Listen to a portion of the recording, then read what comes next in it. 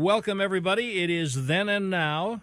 I'm Brad Sham. We are delighted to have you with us on this podcast with the stories of now and then, usually in reverse order, with some people worth knowing. And today's guest is one of the most decorated, but not decorated enough, Dallas Cowboys, and we'll get into that. And maybe if you're younger, until last year, you were not familiar with him. But now, thanks to a younger player, you will now know all about Everson Walls. Thank you for stopping by and sitting down. Appreciate you, Bradley. You know you're my dude, man. Everson Walls is a classic Texas sports story. High school in Richardson. Mm-hmm. Tremendous play. How many sports did you in how many sports did you excel in high school? Berkner, right? Can I just say participated? Once upon a time you would have taken excel. Right, exactly. Really just 3 sports. Baseball was the only one that I gave up by the time I got to the 7th grade. Couldn't hit a curveball? I was decent. The game was just boring.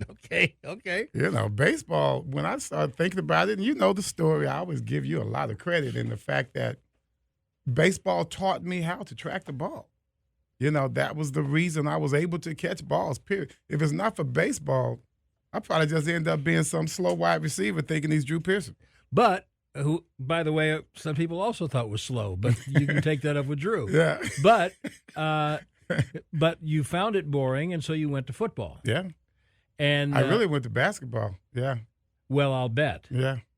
Which one did you think you were better at as a young man? As a young man, I was better at basketball. Not even you thought, you just were. I know I was. Well, first of all, I did not like football that much. I mean, let's just think about it. You play basketball, you're indoors, you know, no weather permitted at all. You know, maybe just a hot gymnasium every now and then.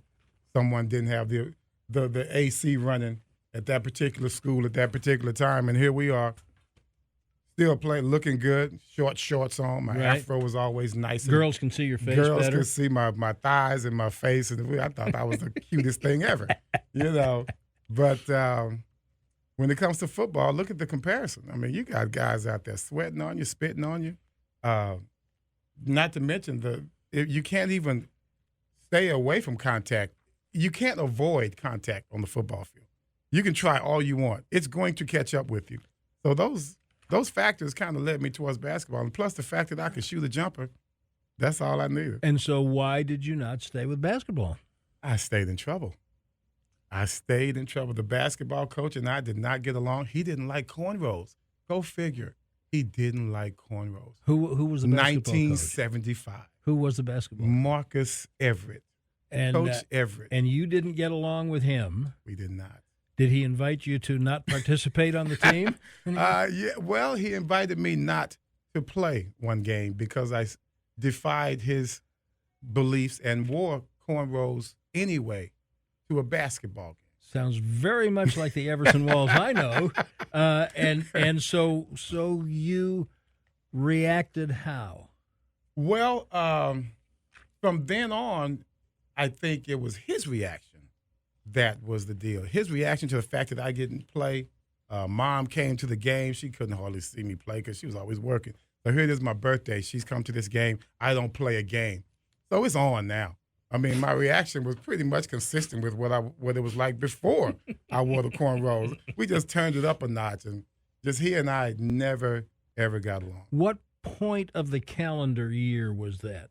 December 28th. So you've got to wait till spring to concentrate on football, right? I mean, the playoffs are just about over. Mm-hmm. Were you playing football also? No.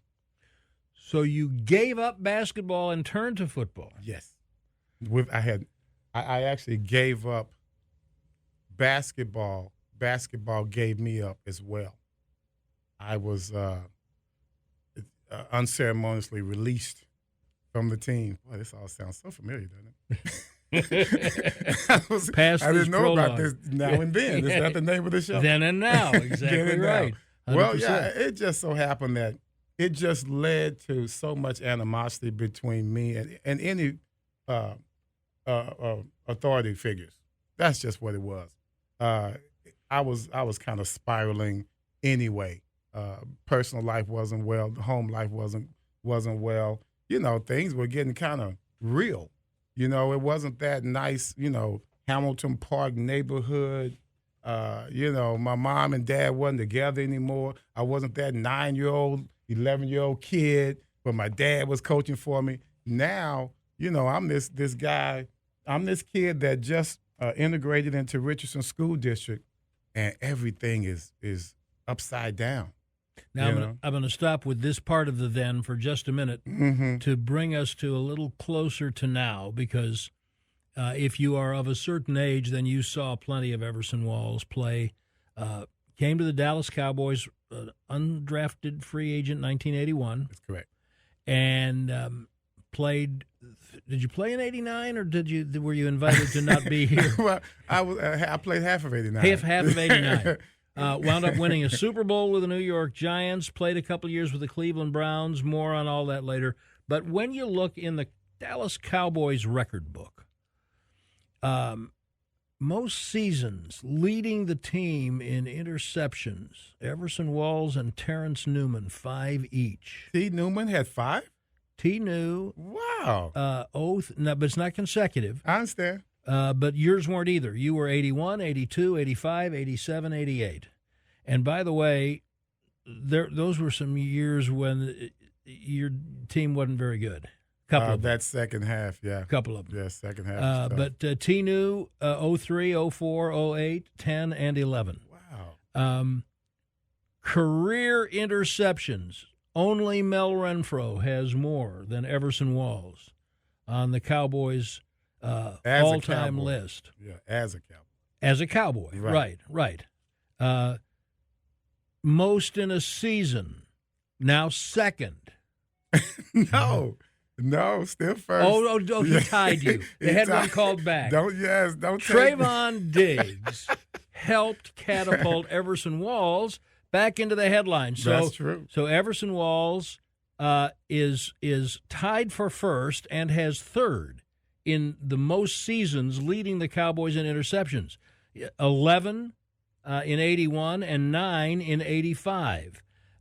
Tied for the rookie record with Trayvon Diggs. 11. That's the rookie NFL record. Correct. Well as the he didn't do it as a rookie. Oh, I beg your pardon. That's right. Go. It was his second year. I stand corrected again. So what I'm trying to say is Everson Walls, one of, by any objective standard, one of the greatest defensive backs that ever played for the Dallas Cowboys and in the NFL. And at some point, we'll figure out why you're not yet in the Ring of Honor. We're gonna figure it out. I don't know if we'll get it done this today. This is amazing. I didn't know this was gonna be figured out today. I didn't say today. I would have come up brought a team with me. I didn't say we were gonna figure it out today. I said at some point. But when Trayvon Diggs began his assault on the record book and the league's quarterbacks last year, yes. Everyone had to scramble to the books and say, well, who's, and suddenly the name of Everson Walls is being spoken about again in ways that had not, in volume, that had not been the case in quite a while. That's true. And in ways that I did not even knew existed. Say more. There's every time that he reached a particular level, my name came up. A consecutive game interceptions, I think my name came up. Even when they were inducting or at least celebrating Cliff Harris and Drew Pearson's induction into the Hall of Fame, when that event itself, you got 2 undrafted free agents there. Well, that particular game, if I'm not mistaken, Trayvon got an interception, and my name came up again because he had reached a certain plateau to where only he and I had reached. And then once again, my name came up. And then the last one, which is really just perfect timing, I just happened to be the legend of the week, the second or third to the last game. And that's when Trayvon This is a designation the team has former star players come out and make appearances, and you're and the they legend. show you on the big the big jumbotron thing, and as soon as they showed me, for some reason, Washington's quarterback Heineke decides to try Trayvon like a dummy. I don't know what that was all about. It's like, here, Everson, more recognition. So he throws up a duck to Trayvon. He picks it off. I had just sat down from being introduced locally on the jumbotron, and by the time we had celebrated and talked trash, and I'm looking at my phone now. I'm relaxed. The moment is over. I think the offense was on the field, and I'm sitting there chilling, legs crossed, looking at my phone, and everyone is like, "Stop looking at your phone." How do you know I'm looking right? at You know I'm looking at my phone. So, but it was a great moment because I tell people, and I realize you were there, 1981. I believe I had exceeded Mel Renfro's 10 interception season against the Philadelphia Eagles. Jaworski tried me down the same sideline, Brad. I don't know if you remember that. It was a duck. I ended up getting it, and that eclipsed Mel's 10 interception. That got my 11th then. Mel was I don't think they called it the legend of the week at that time, but Mel was also being introduced and honored. You don't even know that. How about that? I did not know that. No, go back and look at it if you have it anywhere. 1981, I eclipsed it. I didn't tie him. I eclipsed. So he had 10. I passed him with 11, and that's how I got the Cowboys franchise league. So I am weird stuff. I am reading between the lines as I listen to you, and I'm hearing, correct me if I'm wrong, that your feelings were not hurt by Trayvon Diggs having the year he had and thereby calling attention to you. If the attention was called to me or not, I was so sick, I'm sure as you are, of us having this we had created a culture here. That culture disappeared.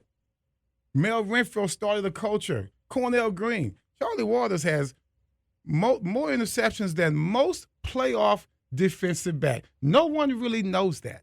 We were known for having clever, defensive backs. We were smart. We knew when to make plays. We made them at the big moments of the game. That was always the Dallas Cowboys. We elevated that when myself and Mike Downs came and Dennis Thurman, a holdover from previous years. So I was proud of that. I don't know if it's me or not. I know everywhere I've gone, teams have gotten interceptions. Not just me, but teams have gotten interceptions. So I love to throw it back on them. It's not just me. It's the culture that was there. I did it at Grambling, came to the Cowboys, and we created that. Then all of a sudden, it's like they were ashamed of that culture. Tom used to say, well, you guys are giving up too many touchdowns. Coach, we're getting picks. I mean, if we don't get picks, we're still going to give up touchdowns. Let's just think about that because that's just the way it is. You got to make a play. Okay, somebody's got to make a play. We thrived on that. Okay, you're going to make your plays, but we stood our grounds when it was time. We were bend but don't break as far as interception and giving up big plays. And all of a sudden, nothing. If I recall, my 11 picks has eclipsed several Cowboy teams. No doubt. That is embarrassing. Well, frustrating. The league changed also, and once upon a time, a good year was 8, 9, 10 picks, and then Ty Law got guys like that. For many years, the league leader in interceptions would be 4 or 5, and I don't know what that has to do with, but it doesn't matter. I have a feeling. I don't give a damn what rules they would have had after we left. The guys that I played with, the 1981 defensive backs, period, all over the NFL, Ronnie Lott, Kenny Easley, you can talk all of them. That rule change would not have changed their perception on how to make a play on a ball in the air, Brad. It's just a ball in the air. regardless of what happens So before. what changed? Talent, teaching, coaching. Coaches started coaching. Everyone wanted to be Dion without the talent. You can tell a guy all he wants. Oh, you're fast. You can do this. You do that. You look like a guy in a uniform that I used to know he could do this. He could do, but you didn't know how to teach him to make a play on the ball. I think it was about week 4 or 5 when Trayvon's making, play after play, and somebody asked him, might have been me, but might not have been, but I remember him being asked, "Have you met Everson Walls?" And at that point, he said, "I have not." So when did you meet him, and what's your experience of interactions with him since and now? I've had 2. That's all. That's it. And it just so happened Bill Jones and we do a podcast and with the Cowboys. Mickey Spagnola. And so we were talking about, hey, let's get you guys together. Like, cool, whenever you're ready. Just so happened one particular time they were going to interview him for Bill's station. Bill, like, hey, you want to TV interview. TV, yeah, but they were going to interview him. Yeah. Just so happened, Bill's like, I'm going to check with Trayvon and make sure he's going to be good for tonight. And so he said, you want to get on with him? So, yeah, it was just a FaceTime. That was it. And, it's kind of embarrassing to him because he's doing all of this and doing all that. He's in his own world. And he has no idea who you are. And that kind of, he's such a humble dude, conscientious about that stuff. And he did not want to say he did not know me or never even heard of me. And I just happened to be right there when Bill surprised him with that. So I cut all the suspension and embarrassment and just introduced myself over Bill's shoulder. Bill's kind of tall. And so cut that out because it was getting embarrassing. He was trying to, I think I met him, and I think, no, he didn't. And you know what, it's no big deal, so I'm letting him know we're good. Just happened last week. We just did an interview together finally. Wow. Finally. Of course, I had to size him up and see how tall he was. Of course. I had to stretch my neck a little bit because I think he's a little taller than me. Maybe. Yeah. And so what are your impressions of him as a player and as a person? As a player, his brother clearly didn't ever let him talk as a kid because he is the quietest young man you really ever want to meet. That is not a trait the two of you share. No, it's not. It is not. I used to be like that, and finally I was like, look, nobody's listening. I got to speak up. But no, he's got a great family. Come from a situation that's extremely unique with his brother, helping him out, not helping him out, but raising him as a young man. The abilities that he had clearly were nourished by his older brother. And he is one of those guys that you can tell he's genuine. He can't fake anything at all, and that's what you love about him. He's going to be as real with you as possible, just so quiet. And as I did the documentary with him that's soon upcoming, he just, was one of those guys that, once you have him, once he kind of trusts you a little bit, he's just as cool as ever. And that's what he was. I like him because he's a good family man. We've always talked about and seen his son, on the different broadcasts and things of that nature. And he is just a joy to listen to. And that has to come from his dad, and the fact that his dad, as quiet as he is, when you have a quiet father, you usually have a quiet son, but he has allowed his son to open up and be as engaging as ever. So I love that about him. To me, as I get older, and you get older, family is extremely important. You really realize that as you get older and older and older. And so that part to me is more important. My dad was with me the whole time. He left at 12, but I tell people all the time, he didn't stop loving us. He didn't like my mom no more. That's a little different. And so Dad was always there for me at all times. And if it's not for him, at 12 years old he left. But he never left my life. And that's the best thing about family. I knew it then, I know it now, and I see it in Trayvon on how he treats his son Aiden. We're going to go back in a minute to a little more of the then with Everson Walls, but I want to have you elaborate on a conversation that you and I have already had a couple of times. Last year we did it because when beginning in 81, when you were having that year, I was working on the broadcast with Vern Lundquist, and I would say many times I could tell when you were going to make an interception because there was a change in your body language. There was an aura that I saw that came over you. An aura, I like that. And I was never wrong about when you went into that zone. Yeah. You had the ball. And a couple of Trayvon's, the routes he's facing are different, the quarterbacks are different, the offenses are different, but there were a couple of them last year. And one I remember saying on the air, he went into that, I saw that aura, and I said, I have not seen that since Everson Walls was playing. So you can see what made me feel good was that when I told you that, you said, "Yeah, I know exactly what you're talking about." What can you tell people? Well, about first of all, you're the only person, and I've mentioned this since we've had that conversation several times because it amazed me that no one else could see that. Well, it amazed me that you saw it out of all people, and that it took you're the only one to see it. I just thought it was so amazing. Even Tom wouldn't see it. None of my coaches saw it. Parcells, Belichick, they never really made note of that because something that telling, you would think that everyone else could see it. But that's what I tell you. It all started with playing center field. And I always laugh about it. And, I was part of the integration era in the city of Richardson. So my friends and people around my age, we were all integrated into this SVAA, Spring Valley Athletic Association, Pee Wee League, and we played all the sports, baseball, basketball. At that time, not much basketball, but baseball and football. And that's how we learned to be athletes, number one, but also taught us how to get along with the white kids. Because at that time, all we knew was our neighborhood, Hamilton Park.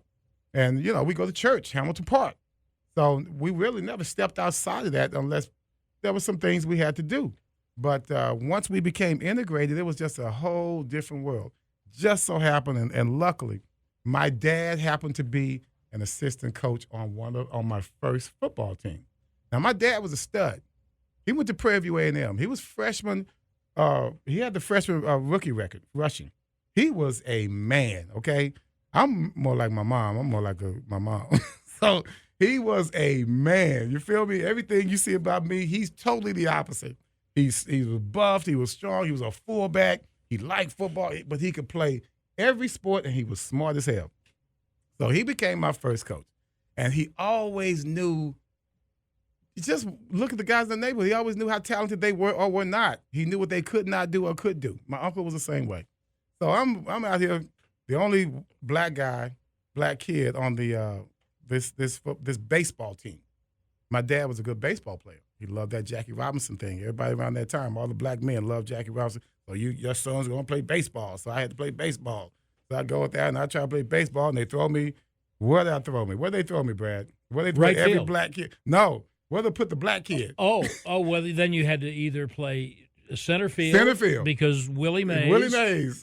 Everybody's Willie Mays. They want that black kid. Hey, we got this black kid on our team. Yeah, who's he playing? He played like Willie Mays. Oh, man, you guys are going to be good. So he stuck me back there. I was not Willie Mays. What year would this have been? This would have been 1969, maybe 71.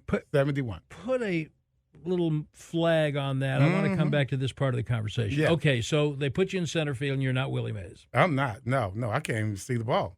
I can't hardly see the ball. It's too small, and it's bouncing all over the place. I'm like, what's going on? When I'm with my guys, we play football. We can play football. We don't really throw that far. This is a baseball. It's traveling. I'm trying to go get it. I have no idea. I can't catch the flight or judge the jiggling of the ball. So that first practice was pretty disappointing. So my dad and I are going home, and I just told him, I said, Dad, I can't see the ball. I think I said I can't. I said the ball's always moving. I said it's moving too much in the air. when I'm trying to go get it. And his words were simply, you need to run on your toes. That was it. I'm like, okay, we'll check this out next practice. And so I'm out there, and I had to be deliberate with it, because if nothing else, I was always coachable. I believed you. If you come my coach, you're going to tell me the truth. I believe you. And so Dad was my first coach. He told me to run on my toes. Damn it, when that ball went up in there next time, I ran on my toes. And it was like a photograph. I could see everything. Changed everything. Changed everything. It just changed everything. I from then on, when you're 11 years old and you can't do something in sports, that messes with your personality. I mean, it goes all the way up, not just for being on the field, but off. It just messes up everything. You're a failure. You're not smart anymore. You can't do anything.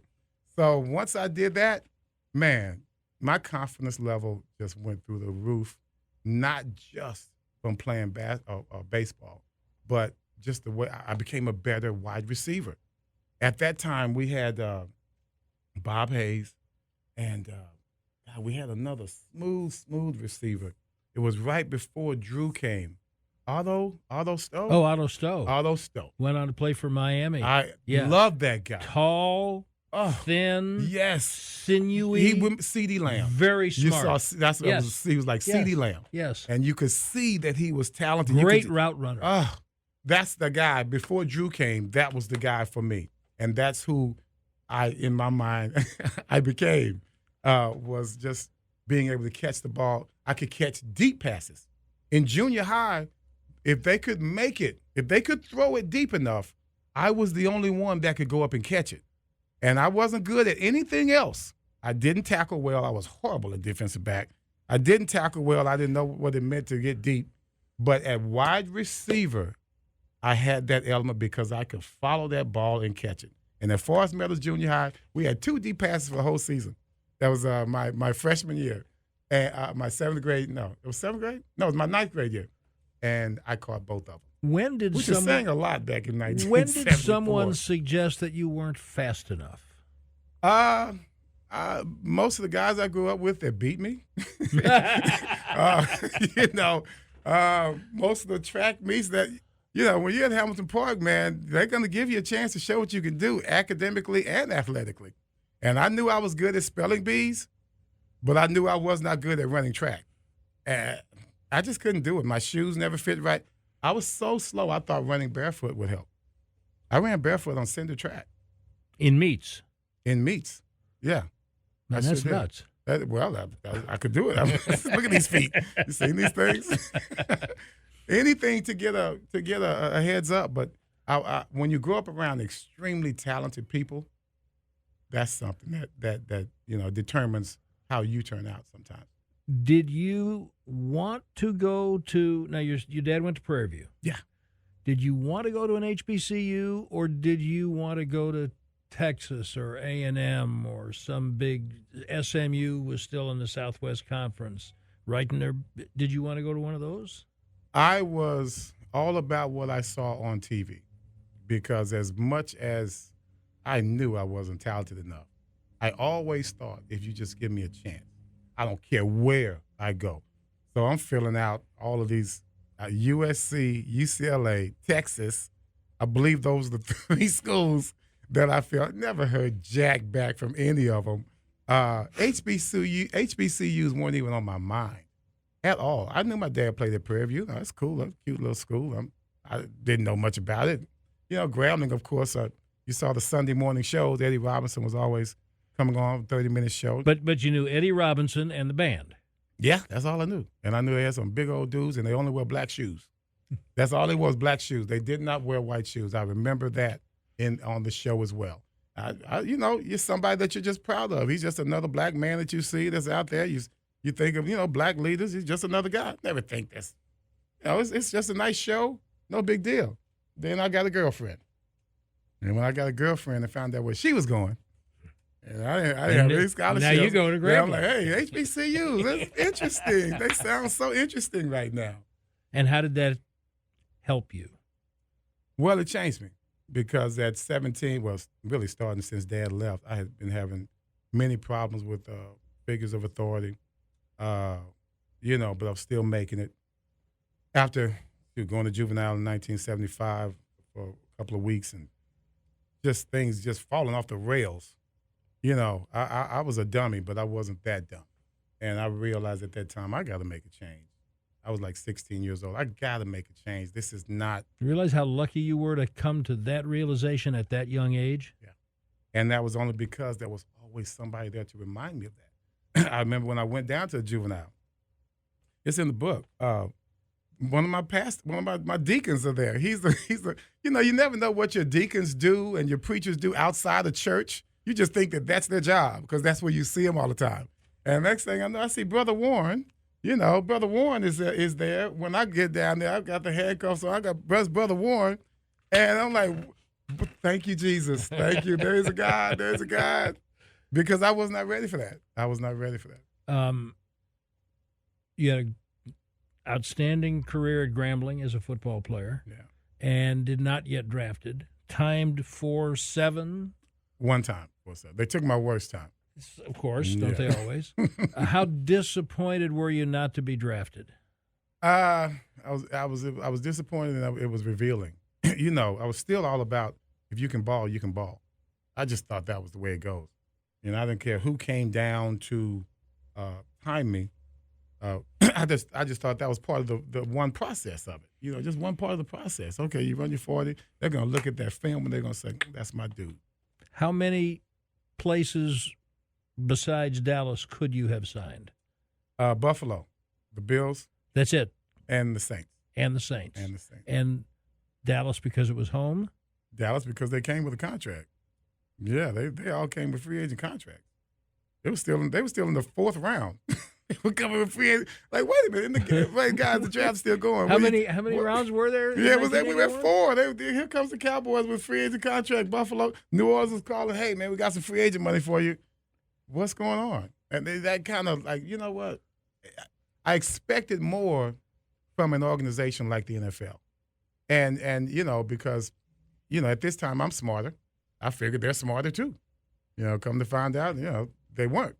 And I thought the process itself was just a bunch of crap. And it just kind of lended to the same notion that I've always had about this system. It is not for HBCUs. Not at all. We're going to be still looked at when it comes down to it. The NFL was just a microcosm of society itself. And for some reason, at that time, I thought it wasn't. I thought I could prove, or many others could prove, that it was not, and that did not turn out to be the case. So in those days, the Cowboys were still bringing 100 rookies to camp. Yeah, 100 plus. 100 plus. Yeah. So you come to Thousand Oaks for rookie camp before the veterans show up. Yeah. You got 100 plus of you. Yeah, 125. 125 rookies. That's right. And so what are you thinking? Oh man, I couldn't see for thinking. I couldn't think for seeing. You know what I mean? It's just every time you just looked up, it was a bunch of people. And I can't even size anybody up because I don't know who's who. But I did. Well, it didn't get any better when we went to the little DB session either because there's 25 of us. No veterans, 25 of just us. And, man, we all looked alike. I don't care if you were white. We all looked alike. We just looked like cattle. We were just cattle. That's all we were. Rookies, even then, rookies did transcend race. That's right. Right? That's right. No, that's true. Negotiations and rookies transcend race. Yeah. I'm going to look here and see, and I don't know if you'll remember, did they draft any defensive backs that year? They drafted their first drafted. Wait a minute. 1981. Because Vince Stillings. Just so everyone is aware, Everson and Michael Downs from South Oak Cliff and Rice, both rookie free agent defensive backs. Michael obviously is safety, and you both make the team. Yeah. 1981, Howard Richards, offensive tackle. Doug Donnelly, wide receiver. Glenn Titensor, offensive lineman. Danny Spradlin, a linebacker. Vince Skillings, DB. in the 6th round, didn't make the team, but Ron Fellows did. Yes. Seventh round pick. 7A or B? I can't remember. 7A. He and Ken Miller. 7B was Ken Miller. That's very right. good. And he did not make the team, and that was it for drafted defensive backs. Titans or? Oh, defensive backs. Okay. Drafted defensive backs. Right. So, so I remember very clearly that you and Michael Downs stood out on special teams in preseason games. And Michael Downs. To me, that's how you both made the team. Michael Downs stood out. I just always think how amazing it is how he can come from somewhere like Rice University, as Ron Springs called it affectionately, Minute Rice. They only played for the first 60 seconds of the game. You know? that was classic. That was Ron. But, coming from that and just imposing his will from drill one, Gene Stallings fell in love with him, and we all were kind of intimidated on his ability to just right away. He was favored, not by, of course, coming from Rice, not by anyone that he knew, by his reputation, but what he presented right there, seeing his length, watching his maneuverability, his ability to master not just one-on-one on wide receivers, but tight ends, and his ability to have range. It was evident from the beginning. I capitalized off of that myself because every time Mike made a play, I was there to capitalize off of it. And it just so happened that was a special teams play when that first came about. First preseason game, he breaks in and blocks a Green Bay Packer punt. And I'm just standing there, as always. And the ball is like, as he blocked it, I mean, it wasn't one of those blocks where it went all awkwardly and you got to try to pick it up like Dave Casper or somebody. It just, like, served on a platter. I just grabbed it and went 20-something yards. And that's it, bro. When you and Mike made these, you were making plays in practice to even get on the field for special teams, even with 6 exhibition games. Yes. Did it restore your faith at all in the opportunity, in the fact that, okay, I wasn't drafted, but now they really only care if I can play? Did it restore your faith a little bit? No, well, what it let me know was it's all about timing. There's the initial stage is let's thin the herd. Gene Stallings cussed me out first day trying to thin the herd. And if I would have reacted the way I was back in high school, then he would be punched in the nose and I wouldn't have a place to play. So, but at that point, like you say, you realize things. Thank God you realize things. I didn't fall into that trap. I was yes, sir, no, sir, everywhere we went. I did my job. Even when I messed up, you own up to it, boom, let's go forward. I was allowed to do that early on. That's when all the BS is early on. Once we start making to the preseason games, now they want to see who can play. And you talk about restoring my faith. It's still it was still a matter because, I mean, as we go on, if you proceed on, I don't start until my freaking 5th game.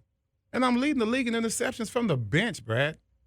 I'm from the bench. I'm coming in on 3rd down. I'm chuckling silently because you realize that Tony Dorsett didn't start until November of his rookie year. Which was also crazy. I'm a Cowboy fan. I remember. It was also crazy. Everyone's waiting, but that was just Coach Landry. He had to have it his way. It always scares me about coaches that have been in position a long time. Sometimes the facts are right in front of them, but that's not their MO. And to me, that is always their downfall, not letting the facts intercede with your MO. Sometimes you are wrong. Eddie Robinson, sometimes you don't see it. Tom Landry, Belichick, sometimes you don't see it. Okay, stop right there because you're now getting into what I think is one of the most fascinating parts of the Everson Walls travelogue, because you played for Tom Landry. Well, first you played for Eddie Robinson, but just in the NFL, you played for Tom Landry. You played briefly for Jimmy Johnson. You left here and you went to New York and you played for Bill Parcells. Mm-hmm. And the defensive coordinator was a fellow whose name you have mentioned a couple of times. His name was Bill Belichick. Correct. And when the Giants were done with you, when they invited you not to participate anymore, Well, there you go. Belichick had become the head coach in Cleveland, and you went there, and the defensive coordinator was a fellow named Nick Saban. That's crazy. You have played for some of the most interesting and clearly most successful coaches in the history of the game. Successful. Compare and contrast. Ah, man, it's so hard to do that. Because, first of all, I never saw Belichick nor Saban coming. I did not see this kind of greatness in Bill Belichick. I saw intensity in both of them. And what all of them have in common is my system is my system. Some were very good at adapting to the player.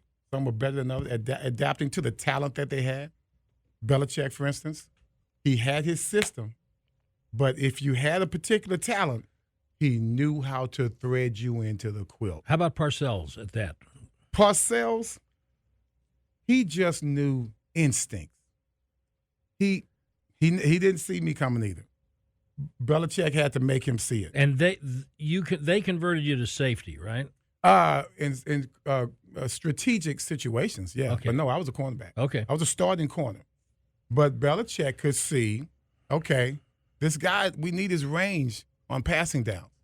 Because if nothing else, my anticipation helped me with my range. I could anticipate plays. I could see it coming. By the way, by the time Everson Walls goes to the Giants, you've been All-Pro 3 times and a 4-time Pro Bowler. Correct. In Dallas. Just the team couldn't Played get over the never hump. played safety in the pros. Okay, so now you're with Parcells, and then And I think Belichick saw it right away. Okay, we're going to use this guy in many different ways. And as you went on when he became a head coach, you could see that he did that to other players. He used Ty Law in strategic situations. Rodney Harrison used him in strategic situations to where this is your position, but when we know what the team is going to do, when it's a predictable situation, then we need you here because this is where not only you, but you're the most favored to make that play in this situation. Would you? Is it overstating it if I say that what Dan Quinn did with his personnel last year is as close as we have seen anywhere in the league in a long time to what you're describing with Belichick? Is that too much? Is it an overstatement? that's and I've said it before. They talk about the amoeba defense. Well, to me, that started Super Bowl 25 when we played against Jim Kelly and the Buffalo Bills. We had one defensive lineman in the game, pretty much the whole game. One. It was usually John Washington or Eric Howard. From then on, you had all linebackers and DBs because of the offense that you were going against, which is now the offense that you pretty much see now every week for the most part. The no huddle itself was just even more prevalent with that Bills offense. So you got to have someone back there that's constant. So we decided, okay, this is the offense they're going to play. We know what's most dangerous, the pass, and we'll accept the run. We'll accept Thurman Thomas getting 125, 30 yards. But the way we're going to stick with this team is to hold them down from the big pass plays. And that's why we play with the dime. Babe Laufenberg somewhere is hearing this and saying, amen. I keep trying to tell you people. You let them run as much as they want to run. Yeah. All right, now what about Nick Saban? Nick Saban was extremely intense. He never sat still. It doesn't seem to have changed, by the way. He stands there, and his arms are always crossed. And when he asks you a question, his eyes don't leave your eyes until you're finished talking. And that's kind of weird. Like, you're trying to think and do that. You move your eyes, and he's always right there, and he's rocking back and forth just like that. Standing up all the time. He's by the board. Okay, he's waiting to write as soon as you finish talking. And you don't know if he's agreeing with you or not. But, let me say this. I thought he was a great professional coach because he really deferred to his veterans.